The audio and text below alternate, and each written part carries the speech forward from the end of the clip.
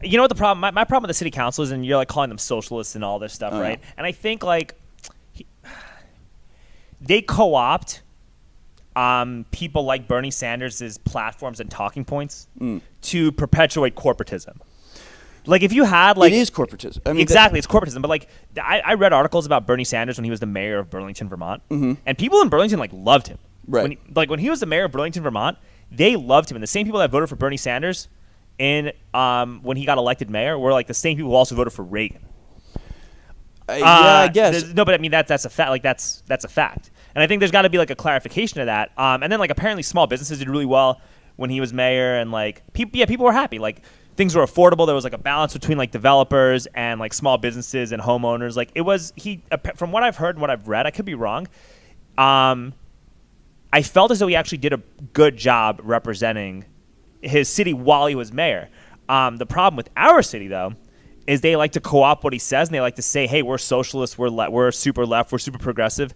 And then everything they do with Code Next, with building the rail, with shutting down small businesses, with these real estate companies buying up a bunch of property while they tell people to stay home, they're doing the opposite of what someone like Bernie Sanders wants to do. Like if Bernie Sanders in 2008 were to see what Steve Adler and our city council were doing, he would be disgusted with them. See, that's a misconception because... Does that make sense? Like that's my perspective. It makes sense, but it's a misconception because the reality is if you are a socialist and you want the government to do as much as possible, and you want to do all these different programs and stuff, you need tax revenue. If you can maximize, Code Next is all about maximizing tax revenue. Yeah, I agree with that. Yeah, it's all about destroy. So it's completely consistent with the socialist belief. There's nothing inconsistent with you have a neighborhood, a historic neighborhood full of beautiful homes, white picket fences, trees. That is not conducive to maximizing your tax revenue from that area. What you're going to want to do is destroy all those houses, destroy all those trees, put up a massive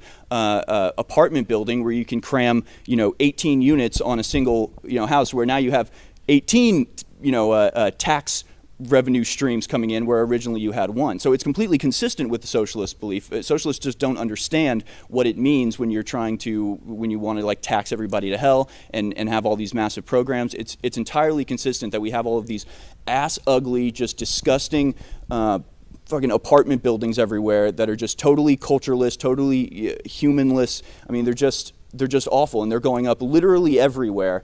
And it's because it maximizes tax revenue, it maximizes whatever revenue you can get. It goes to they want to spend the least amount of money, so they go to the lowest bidder who's got all the ins and gets all the contracts in. I mean, that's what you need if you're going to want to have all these programs. You need to maximize tax revenue in that way. And you also need people who are going to be dependent on you.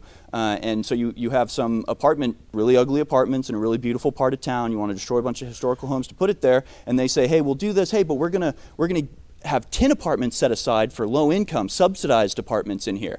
And so they're like, oh, okay, great, yeah, we'll do that. This is entirely consistent with socialism. Yeah, that's exactly what's there's also the flip side of this, too, and they will build luxury condos in poorer communities and low-income communities to push the low-income people out of their communities. Like where I was running for a city council in District 2 for a minute, and I dropped out to endorse a guy named Casey Ramos who he was a better candidate. He was more knowledgeable. He was involved with the community.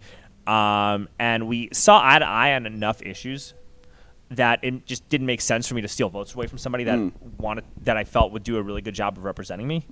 But the problem with District 2 and the problem with these District 1 and some of the lower income, like Black and Hispanic areas, is that they are demolishing the single family homes in those areas where people have lived there for generations, and replacing them with condos, or they're upzoning it and replacing it with condos. So it's not just like, hey, you're putting a housing project in a really nice neighborhood. You're putting luxury condos in working class neighborhoods, and you're driving working class Black and Hispanic people outside, like away from Austin, so that you can get more tax revenue from developers and from people who work in tech that live in these luxury condos. So there are two sides of this. Oh, but that is the socialist program. You take somebody who's like worked and built their own home and paid their taxes and have private property. You take that private property away so you can put some sort of corporate thing on top, so you can make programs for the person whose house you've just driven. 100%.